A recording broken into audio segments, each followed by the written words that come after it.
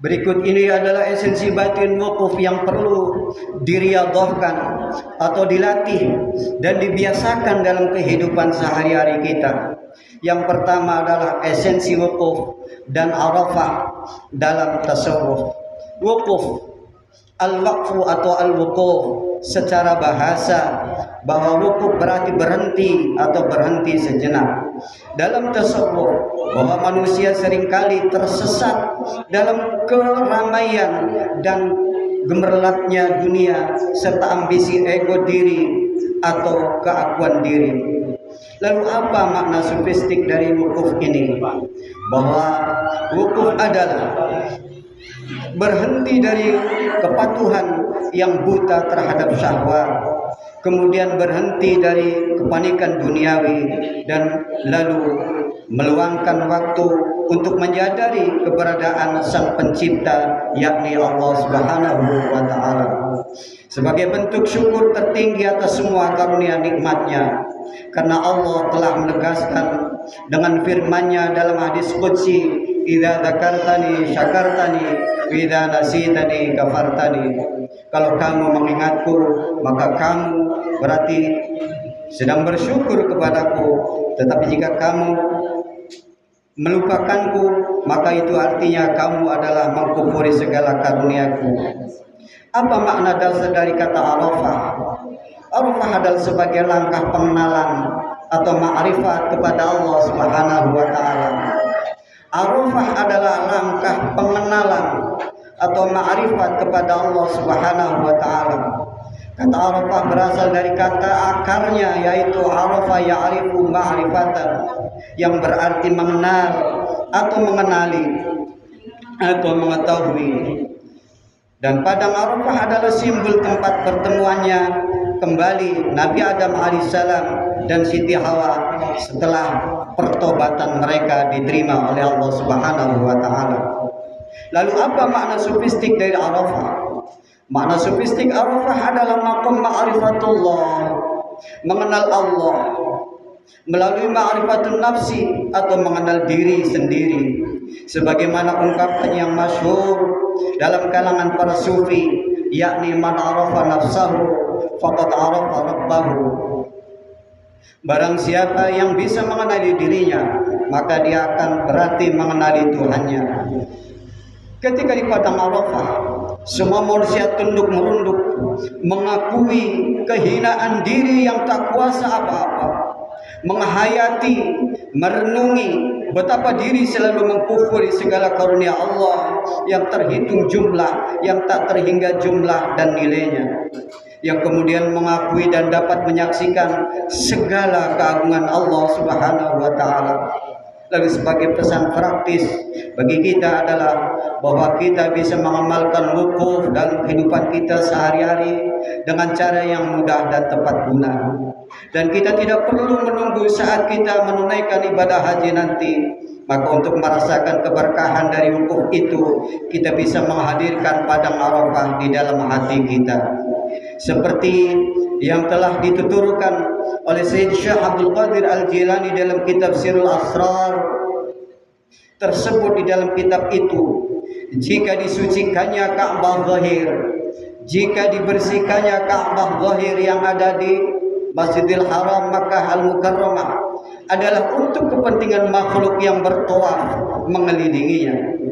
Sebagaimana firman Allah Subhanahu wa Ta'ala dalam surah Al-Baqarah ayat 125 sebagai berikut, wa ahidna Ibrahim wa Ismail an tahira baitiya lit-taifin wal 'akifin war ruk'is sujud. Dan telah kami perintahkan kepada Ibrahim dan Ismail, bersihkanlah rumahku untuk orang-orang yang tawaf, i'tikaf, rukuk dan sujud. Sedangkan disucikannya Ka'bah batin adalah untuk agar hati bisa melihat Allah Sang Pencipta, sebagaimana pensucian yang dilakukan oleh orang-orang zuhud terhadap Ka'bah batin dari semua yang selain Allah. Maka kemudian melakukan ihram, yaitu dengan melepaskan segala apapun selain Allah dengan cahaya Ruh Qudsi, Ar-Ruhul Qudsi, kemudian masuk ke dalam Ka'batul Qalbi, Ka'bah hati yang merupakan rumah Allah Subhanahu wa taala yang hakiki. Kemudian melakukan tawaf qudum, tawaf kedatangan, dengan selalu hati terus berzikir qalbi. Tsumma dhahab ila arfatil qalbi wa huwa mawdi'ul munajat, faqafa fiha bi muzamati dzikri al-qalbi, yakni kemudian pergi dan berangkat menuju arafatul qalbi, arafah hati, yang itu adalah tempat munajat kepada Allah Subhanahu wa taala. Kemudian wukuf di situ dengan terus berzikir qalbi pada Allah Subhanahu wa taala.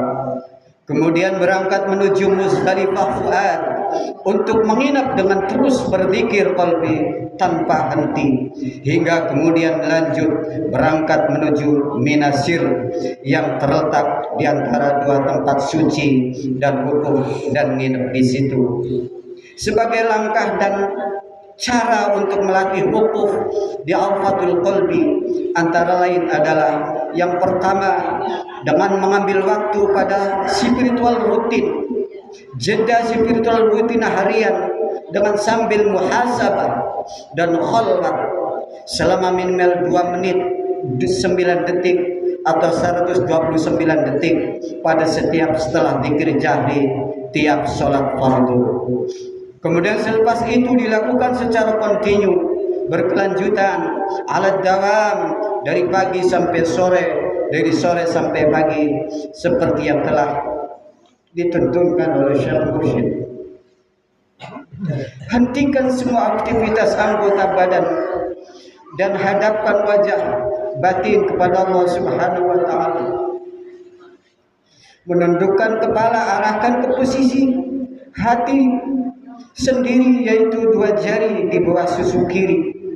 Di situ tempat degup dan detak jantung.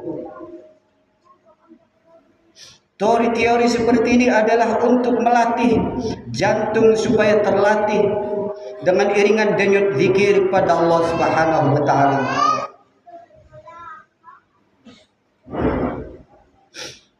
Jangan sampai jantung berhenti tanpa connect dengan operatornya, yakni Allah Subhanahu wa taala.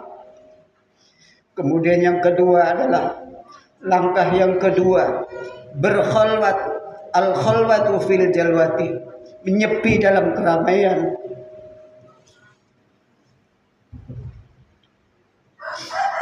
Langkah yang kedua adalah al-khalwatu fil jalwati, langkah nyepi diri di dalam di tengah-tengah keramaian. Walau giat dan semangat terus menjalani tugas dan aktivitas kerja dan kegiatan sosial secara normal, tetapi jagalah hati kita agar tetap melakukan wukuf, berdiam, fokus bersama Allah Subhanahu wa taala melalui zikir qalbi. Kun fid dunya bi badanika wa fil akhirati bi qalbika. Jadilah dirimu dengan dunia bersama badanmu, tapi dengan akhirat dengan hatimu. Atau dengan narasi lain, ragamu dalam urusan dunia, tapi hatimu tetap berada di akhirat. Hal ini agar batin tidak ikut hanyut oleh ilusi dunia, meskipun jasad kita sedang sibuk berinteraksi dengannya. Lalu kemudian Arafah sebagai cermin diri